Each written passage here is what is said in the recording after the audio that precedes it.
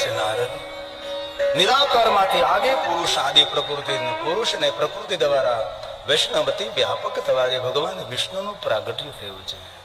ભગવાન વિષ્ણુએ શિવ અને શક્તિના આજ્ઞાથી દેવતાએ 12,000 વર્ષ સુધી તપ કર્યું છે. વિષ્ણુ ભગવાનના અંગમાંથી જલધારાઓ પ્રગટ થાય, જગત આખું જલથી ભરાય છે. વિષ્ણુ ભગવાન નિત્ય કરે, જલમાં શયન કરે છે, નામ નારાયણ પડે છે. ભગવાન વિષ્ણુની નાભીમાંથી કમલ પ્રગટ થાય છે, ભગવાન વિષ્ણુનું નામ પદ્મનાભ પડે છે. સર્વગુણ સંપન્ન કમલ છે, ભગવાન શિવ અને શક્તિ દ્વારા એક દિવ્ય પુરુષ પ્રગટ થાય છે અને કમલ ઉપર જેને સ્થાપિત કરે છે. જેમના મનમાં પ્રશ્ન પ્રગટ થયો કે હું કોણ છું, આપણી આધ્યાત્મિક પરંપરાનો પહેલો પ્રશ્ન છે હું કોણ છું. તું કોણ છે નહીં, હું કોણ છું. પ્રશ્નનો જવાબ મેળવવા માટે કમલ ઉપર ભ્રમણ કરે છે, કમળની દાંડલીમાં નીચે જાય છે. કલ્પભેદથી અલગ અલગ કથાઓ છે. અંતે આકાશવાણી થાય છે, તપ કરો. જલનો એક બિંદુ કમલની પાખડી પર ટપકતો હતો, તેમાંથી પણ અવાજ નીકળતો હતો, તપ કરો. અને કમલ ઉપર તપ કરે છે, જેનું પેલું નામ પદ્મજ, કમલ ઉપર જેનું પ્રાકૃતિક કમલ છે. તપના પ્રભાવથી પુરુષને પ્રકૃતિ પ્રગટ થાય છે. પ્રશ્ન કર્યો હું કોણ છું, ત્યારે આદિ પુરુષ આદિ પ્રકૃતિ કહે છે બ્રહ્મના આધારે તમે પ્રગટ થયા, તમારું નામ બ્રહ્મા છે. મારું કાર્ય જગતનું સર્જન કરવાનું છે.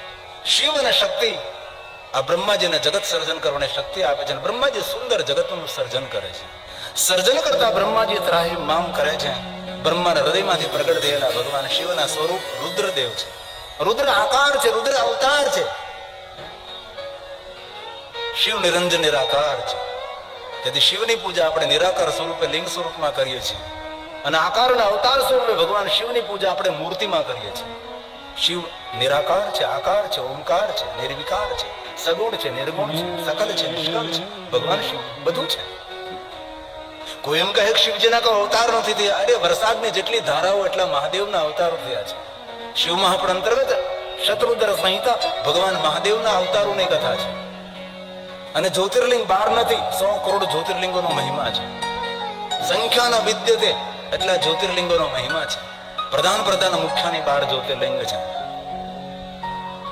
અને બ્રહ્માજી રુદ્રદેવને કહે છે રુદ્રદેવ આપ મને માર્ગદર્શન કરો. રુદ્રદેવ બ્રહ્માજીને અર્ધનારેશ્વર રૂપનું દર્શન કરાવે છે. અર્ધનારેશ્વર સ્વરૂપે ભગવાન પ્રગટ થાય છે. બ્રહ્મા કહે છે ભગવાન મને કયો સંદેશ આપવા જઈ રહ્યા છો? ત્યારે ભગવાન રુદ્રદેવ કહે છે સૃષ્ટિ કાર્ય સરળ બનાવવા માટે એક અંગમાંથી પુરુષને પ્રગટ કરો, એક અંગમાંથી નારીનું સર્જન કરો. આ મારા રૂપનું નામ છે અર્ધનારેશ્વર. અર્ધનારેશ્વર, અર્ધાંગમાં નારી છું, અર્ધનારેશ્વર, અર્ધાંગમાં નર છું, અર્ધનારેશ્વર. અને બ્રહ્માના અંગમાંથી પુરુષ અને નારીનું સર્જન થાય. મનુ અને શત્રુપાની સૃષ્ટિનું વર્ણન કર્યું છે. મનુ સ્મૃતિનું ગાયન થયું છે. સુંદર સૃષ્ટિનું સર્જન થયું છે. રુદ્રદેવ કહે છે બ્રહ્મા જગતના સર્જનના પ્રધાન દેવ તમે રહેશો. જગતનું પોષણ કરનારા ભગવાન વિષ્ણુ રહેશે. હું રુદ્ર જગતની રક્ષા કરીશ. તિરુભાવ, અનુગ્રહ, કર્મ પ્રમાણે ફલ, ગતિ, પરમગતિ, સદગતિ, મુક્તિ, અંતિમ મુક્તિ, પરામુક્તિ, નિત્ય મુક્તિ એ ભગવાન શિવ આપે છે. શિવનું એક સ્વરૂપ છે બ્રહ્મા, શિવનું એક સ્વરૂપ છે વિષ્ણુ, શિવનું એક સ્વરૂપ છે રુદ્ર. બ્રહ્મા, વિષ્ણુ અને રુદ્ર આ ત્રણેય દેવતાઓ ભેગા મળે અને જગતનું સુંદર સંચાલન કરે છે. બ્રહ્મા કોણ છે? રજોગુણ પ્રધાન છે. વિષ્ણુ કોણ છે? સતોગુણ પ્રધાન છે. રુદ્ર કોણ છે? તમોગુણ પ્રધાન છે. રુદ્રનું કામ છે રક્ષા કરવાનું. રુદ્રને ફક્ત સહારક તરીકે સમાજની સામે પ્રદર્શિત કરીએ એ આપણું યોગ્ય નથી. દુર્ગુણોનો સંહાર કરે છે, અસુરોનો સંહાર કરે છે. જગતનો રક્ષક ભગવાન શિવ છે. બ્રહ્માજી એટલી સુંદર સૃષ્ટિ નિર્માણ કરી છે જે આપણે આંખે જોઈએ એટલી સૃષ્ટિ નથી. આંખે જોઈ ન શકીએ એવી પણ સૃષ્ટિ છે. આપણે જે કલ્પના કરીએ કાલ્પનિક સૃષ્ટિ પણ હોઈ શકે છે, કલ્પનાતીત સૃષ્ટિ છે. તો બ્રહ્માજી એટલી સુંદર સૃષ્ટિની રચના કરી તો તેનો રક્ષક કોણ હોઈ શકે છે? ભગવાન શંકર છે, ભગવાન રુદ્ર છે, ભગવાન વિષ્ણુ પોષણ કરે છે.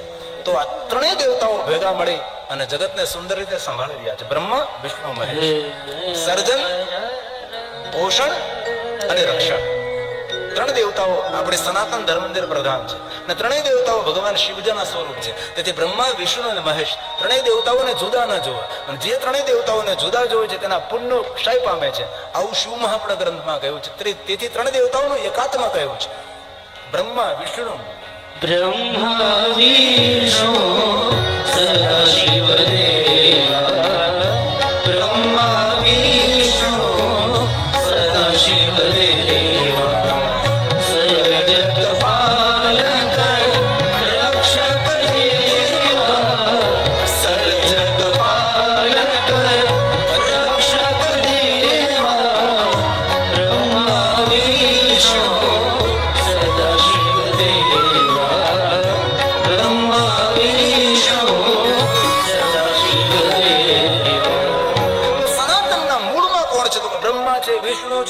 અને રુદ્રદેવ ભગવાન શંકર છે, બ્રહ્મા વિષ્ણુ મહેશ.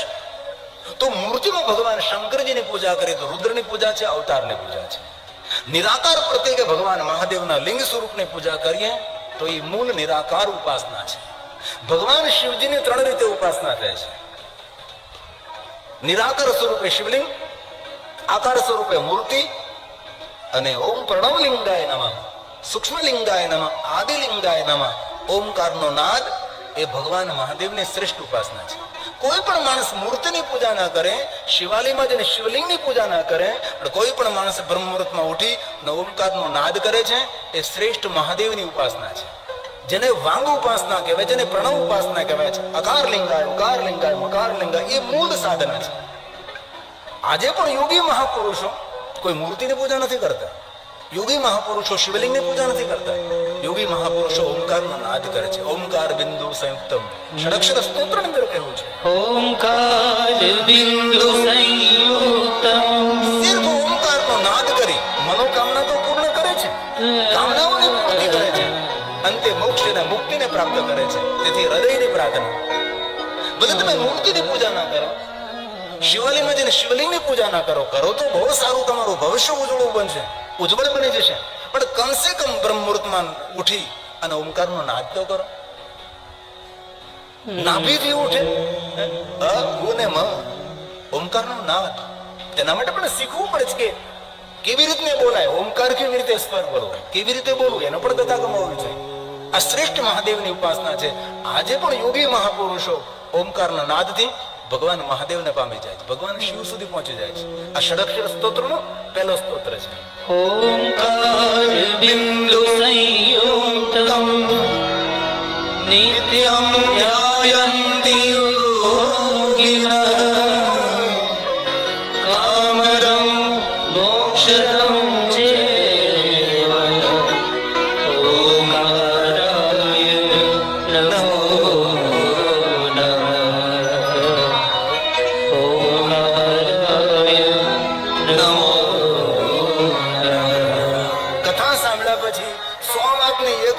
એક વાત તો પકડવી છે, કાંઈ પણ ના થઈ શકે તો રોજ શિવાલય જવું.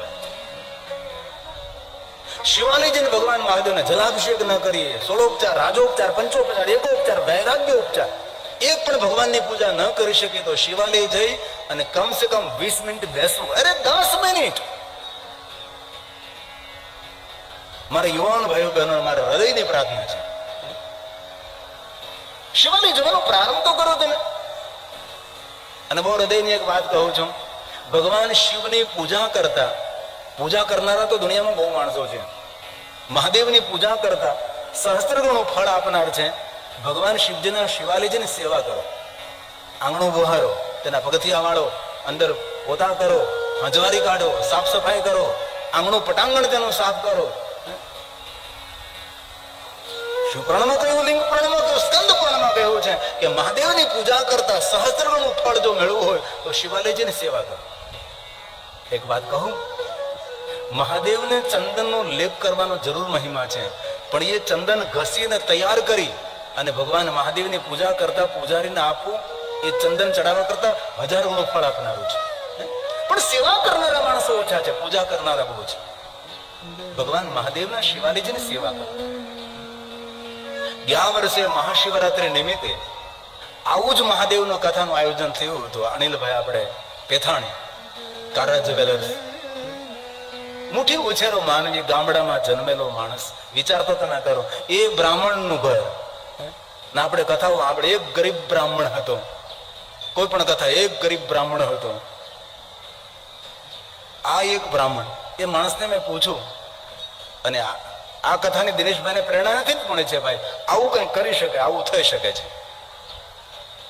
મેં દિનેશભાઈ રાઠોડને પૂછેલું કે આ બધું એટલું બધું કરવાની શું જરૂર, 12 જ્યોતિર્લિંગની ઝાંખી ઊભી કરવાની શું જરૂર. એમને બહુ સરસ વાત કરી કે મારી માં છે એ વાહનમાં બેસી શકતા નથી, તેથી જિંદગીભર 12 જ્યોતિર્લિંગની યાત્રા નહીં કરી શકે. તેથી કમસે કમ મારી માને એવું તો થાય કે મેં 12 જ્યોતિર્લિંગની યાત્રા કરી છે, મારી માના રાજીપા માટે મેં આ કર્યું છે. દિનેશભાઈની માનસિકતા છે કે, અને દિનેશભાઈના માતુશ્રીની જે માની કે એવી માતાઓ હોય કે જેને 12 જ્યોતિર્લિંગની યાત્રા ના કરી હોય તો કમસે કમ ઝાંખી પ્રતિકૃતિ 12 જ્યોતિર્લિંગની અને એટલા સુંદર સુંદર સુંદર શિવાલયોની ઝાંખી ઊભી કરી છે. એક ચિત્ર છે, એક ઝાંખી છે કે આપણા મનમાં એક ચિત્ર અંકિત થઈ જાય, ભાઈ આપણા જ્યોતિર્લિંગો આ પ્રમાણે, શિવલિંગ આ પ્રમાણે છે. તો એ અનિલ પેથાણીને મેં પૂછેલું કે આ ગામડામાં રહેતો માણસ આટલું સામર્થ્ય, દુબઈમાં જેટલી કારા જ્વેલર્સનો માલિક આટલી મોટી ભવ્ય દિવ્ય કથાનું આયોજન કરી શકે, તો એટલું સામર્થ્ય તમને મળ્યું ક્યાંથી?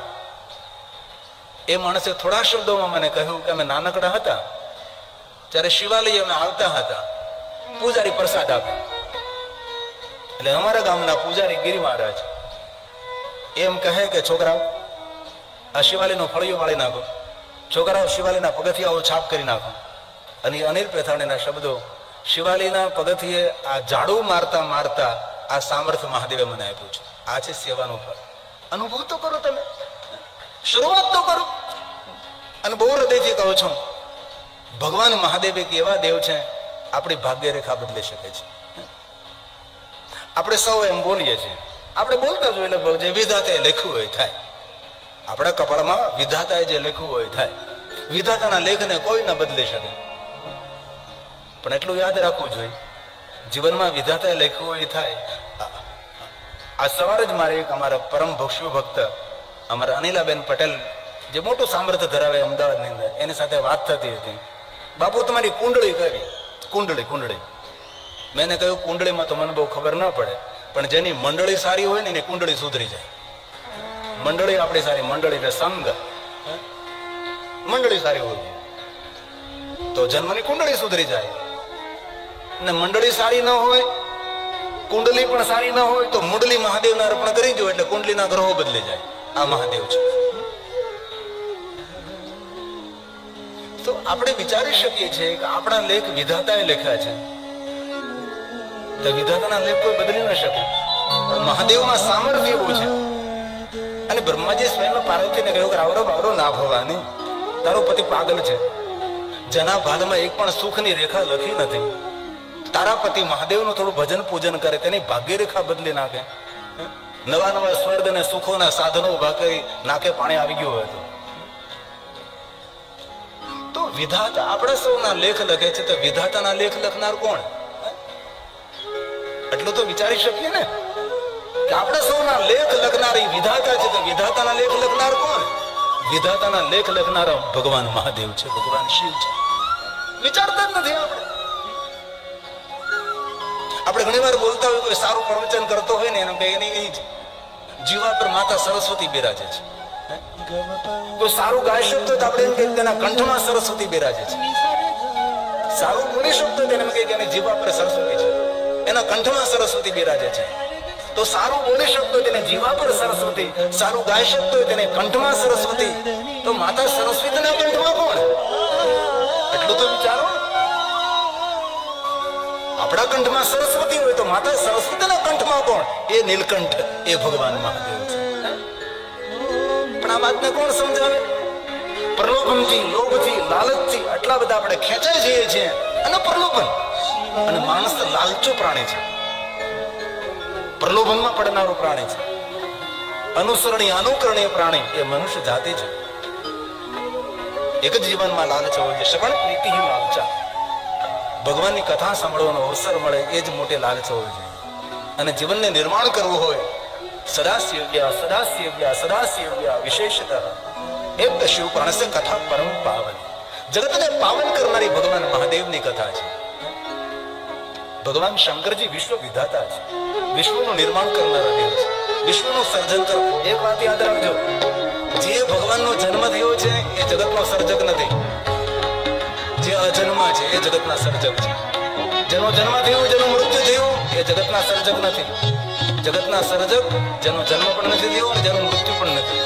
અને જન્મની મૃત્યુથી પર રહેનારા ભગવાન મહાદેવ છે. ભગવાન શિવથી ઉપર